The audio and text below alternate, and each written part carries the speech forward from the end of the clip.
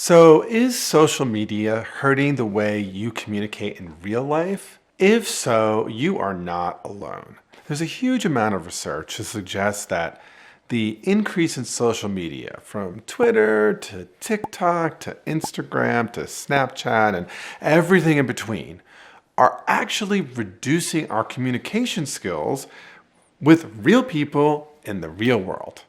And there are lots of reasons why that is happening. Today I'm going to talk about how social media has negatively impacted our communication skills.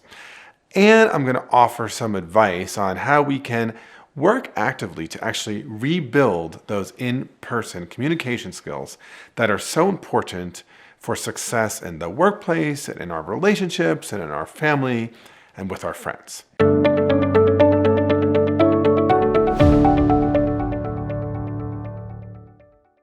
So let me just start by saying social media is a good thing, right? In all sorts of ways, it has enhanced the way we communicate with each other.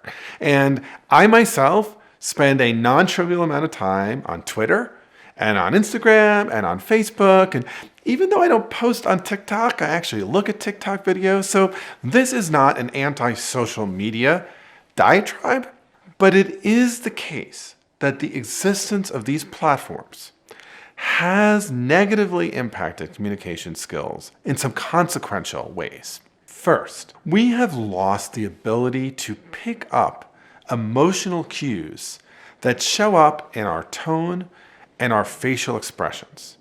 So one of the things we know is that when we are in person, our brain is working behind the scenes to notice micro expressions that communicate emotions, sadness, honesty, dishonesty. And those kinds of cues are really important in terms of how do we respond to somebody else. And when we are mostly operating over social media, we don't get any of that. We have no tone. Yeah, emojis are something, but emojis are rough ways of expressing emotions. And so we really lose that ability to respond in the moment to nuanced facial expressions and emotions. Secondly, the nature of social media is that if we're bored with it, if we don't like something someone is saying, we move on, right? In fact, I'm really grateful if you're still listening because it means I'm saying something that is interesting to you. But truth of the matter is, there's a non-trivial number of people who are never going to see this part of my video because they were bored and they've already moved on to some other video. The upshot of that is that we have a reduced bandwidth for listening and communicating. And that hurts us because let's imagine that I say something of value in minute 9 or 8 or 7 of this video. If our bandwidth doesn't last more than 2 minutes, we don't get that learning. And it's not about this video, right? But it's about all of the wisdom of good communication and good listening that is required for us to be successful in our relationships. And this leads to, the third real challenge of social media is that it is just too easy to scroll away, to cancel, and to block. In real relationships, when there is discord and challenge and disagreement, we can't cancel or block. We have to stay with. We have to figure it out.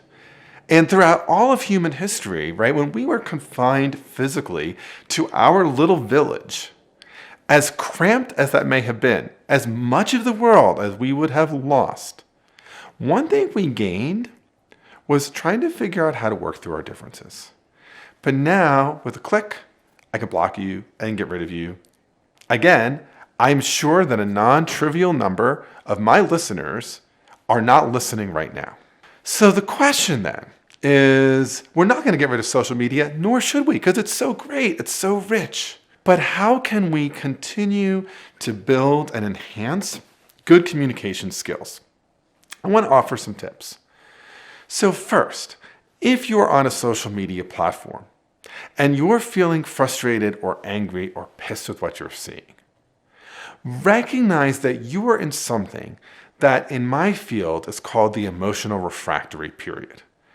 It is that moment when the emotional part of our brain is sending a bunch of chemicals, real physical changes, things like adrenaline and cortisol, into our brains that are overriding the more intentional, cognitive, rational side of our brain. And so having a moment and allowing ourselves to get away without doing the cancellation, naming the set of feelings, and then staying with and staying engaged is a first step. Secondly, right, when we see the kind of anger and vitriol showing up in social media, really try hard to avoid fanning the flame. So what can that look like? Sometimes it's saying nothing, but sometimes it's actually making a listening move or asking a curious question or finding a different way to have the conversation. So I've done some work with an organization called Seeds of Peace. Seeds of Peace works in many different contexts. One of the contexts in which they have traditionally worked is in the Israeli-Palestinian context. And many years ago, when Facebook was first getting started, what would happen is there would be some violent incident, let's say in East Jerusalem. And so some of the Israeli young leaders and some of the Palestinian young leaders would start to post some things on Facebook. And then it would very quickly escalate. And all of the hard work that colleagues of mine had done to try to get Israeli and Palestinian leaders into dialogue would seem to dissipate. And then some of the leaders of Seeds of Peace came up with an idea. And they set a new rule, and they said, when you have something you want to communicate, instead of putting it as a comment, film a video and post the video on a specially dedicated platform. And this was transformative because what it did is it slowed down the kind of communication, and by forcing a video, it actually tempered the language and the tone and the content of what was being said. And so there are these strategies that can actually increase communication that is more productive. Lastly, if you're in social media space and you see things escalating, get off of social media. If you can, set up an in-person meeting. If you can't do that, at least set up some kind of a FaceTime or a Zoom meeting. The more that we can actually communicate with each other in person, we'll see that our communication skills get better. We're able to sit in and through the conflict, and we have a better capacity to deal with the differences. So let me give you an example of where I have seen this reduced bandwidth for communication and for listening show up. A few years ago in my negotiation class, I had a number of students who were dissatisfied with the grade that they had gotten in class. So each of these students wrote to me and, to be honest, basically demanded an explanation for their grade. And I have to say, I was pretty perturbed by the tone of their email and by what it was they were asking for. Because they were not asking for was an opportunity to learn how they got their grade. They were asking for a justification for their grade. But I thought to myself, okay, well, this is an opportunity to practice what I preach. And so I wrote back and saying, I'd be really happy to set up a time to talk with you and understand your concerns a bit more and explain my own thinking and grading. In all three of these instances, I got no response. And at first I was shocked by this. But then as I thought about it, I thought, this isn't surprising. Because in each of these cases, what I realized is that these young people's ability to actually constructively, in a conversation, raise their concerns and then listen to my point of view was just so low that the only way they knew how to communicate was through a complaint email.